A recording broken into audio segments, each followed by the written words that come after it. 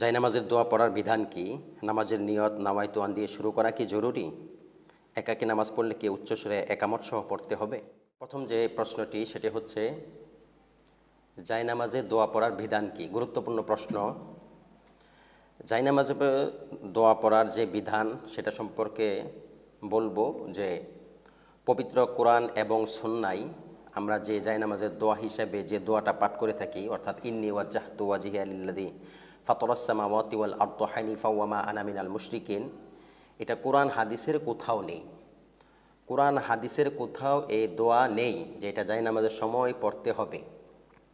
তো এটা কোত্থেকে আসলো? এটা এসেছে হলো আমরা ছোটোকালে অনেকে কায়দা বগদাদি অথবা লম্বা কায়দায় আমরা ধারাবাহিকভাবে কিছু দোয়া শিখেছি নামাজের দোয়ার সাথে। এর মধ্যে এই দোয়াটা জায়নামাজের দোয়া হিসাবে উল্লেখ হয়েছে, এসেছে এইটা। অতএব ওইখান থেকে শুরু হয়েছে জায়নামাজের দোয়া পড়াটা প্রচলন। কিন্তু এখানে যাচাই বাছাই আমরা কোনোদিন করি নাই যে এটা কি সঠিক কিনা। পরবর্তীতে দেখা যায় যে না, এই জায়নামাজের দোয়া প্রচলন যেটা রয়েছে এটা কোরআন হাদিসের কোথাও জায়নামাজের দোয়া হিসেবে নেই। তবে হাদিসে এতটুকু উল্লেখ আছে, আল্লাহ রসুল সাল্লাল্লাহু আলাইহি ওয়াসাল্লাম তাকবীরে তাহরিমার পরে এই দোয়াটা পড়েছেন কখনো কখনো, বিশেষ করে তাহাজ্জুদের নামাজের কথা উল্লেখ হয়েছে। তবে ওইখানে পড়েছেন তাকবীরে উলার পরে, অর্থাৎ তাকবীরে তাহরিমা যেটা আছে, অর্থাৎ ছানা যে জায়গাতে আমরা পড়ি ছানার বিকল্প হিসেবে রাসূল আকরাম সাল্লাল্লাহু আলাইহি সাল্লাম এই দোয়াটা পড়েছেন। অতএব পড়তে হলে নফল নামাজে বা তাহাজ্জুদের নামাজে তাকবীরে তাহরিমার পরে ছানার বিকল্প হিসেবে পড়া যায়। শুধুমাত্র নির্ধারিত করা যে এটা জায়নামাজের দোয়া হিসাবেই পড়তে হবে, এটার প্রচলন নেই। অতএব এটা আমাদেরকে বর্জন করতে হবে। আরেকটা প্রশ্ন এসেছে, নামাজের শুরুতে আমরা যে নিয়ত করে থাকি নাওয়াইতু আন বলে, সেম এটাও আমরা ছোটোকাল থেকে সেই কায়দা বুগদাদি বা লম্বা কায়দা ইত্যাদিতে শিখেছি। এটা কোরআন সুন্নাহ নাওয়াইতু আন শব্দে এইভাবে নিয়ত করতে হবে এই ধরনের কোনো কোরআন সুন্নাহর মধ্যে নির্দেশনা নেই। এই জন্য নিয়ত কাকে বলে? নিয়ত বলা হয় আল কসদু ওয়াল ইরাদাতু, অর্থাৎ নিয়ত বলা হয় যে মনের ইচ্ছা পোষণ করা, মনের মধ্যে একটা ইচ্ছা করা যে আমি কাজটা করব, ওই ইচ্ছার নামে হলো নিয়ত। আর নিয়ত তো অবশ্যই ইসলামের মধ্যে গুরুত্ব রয়েছে, ইন্নামাল আমালু বিন্নিয়াত। আল্লাহ রসুল বলেছেন যে প্রত্যেকটা আমল নিয়তের উপর নির্ভরশীল, প্রত্যেকটা আমল নিয়তের উপর নির্ভর করে, ঠিক আছে। কিন্তু নিয়তটার সম্পর্ক কার সাথে এটা বুঝতে হবে আমাদেরকে। নিয়তের সম্পর্ক হলো দিলের সাথে, অন্তরের সাথে, কলবের সাথে। মন থেকে আমরা নিয়ত করছি, যেমন আমরা জুমার নামাজ পড়তে এসেছি, আমরা নিয়ত করেছি যে ঘর থেকে বের হয়েছে এই নিয়তে যে আজকে জুম্মার নামাজ আদায় করবো। আবার নতুন করে এসে মুখ দিয়ে উচ্চারণ করা এটা কোনো প্রয়োজন নেই। এরাদা করা, কসদ করা, দিল দ্বারা, এরাদাতুল কলব, অন্তর দ্বারা নিয়ত করা, অন্তরের নিয়ত, এটা হলো বড় নিয়ত।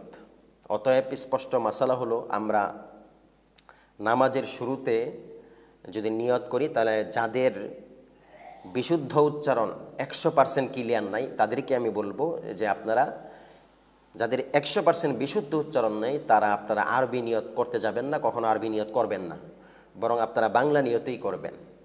এখন দেখা যায় যে অনেক সময় আমাদের হয় কি লাভের চেয়ে ক্ষতি বেশি হয়ে যায়। আমরা তো দেখি নামাজ পড়ানোর সময় অনেক সময় জোরে জোরে অনেক মুসল্লিরা নিয়ত করতে থাকে, এদিকে তাকবীরে তাহরিমা আল্লাহু আকবার বলা এটা শেষ হয়ে যায়, ইমাম সাহেব সূরা ফাতিহা শুরু করে দেয় ছানা পড়ার পর, তার নিয়ত শেষ হয় না, নাওয়াইতু আন উসাল্লি লিল্লাহি তাআলা আস্তে আস্তে বলতেই থাকে।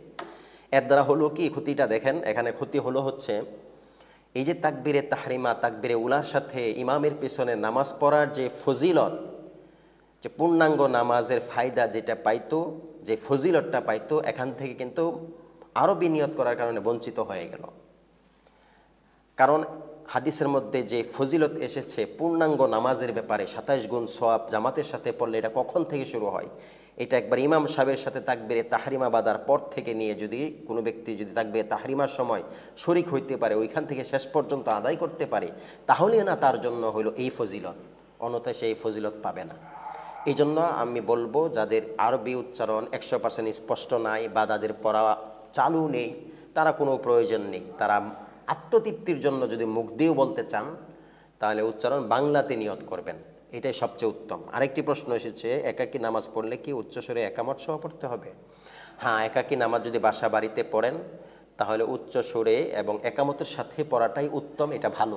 কেউ যদি একামত না দেয়, উচ্চ সুরে না পড়ে, তার নামাজের ক্ষতি হবে না। তবে উত্তম মুস্তাহসান বা মুস্তাহাব ভালো হচ্ছে একামত দিয়ে উচ্চ আওয়াজে কি করা, নামাজ আদায় করা।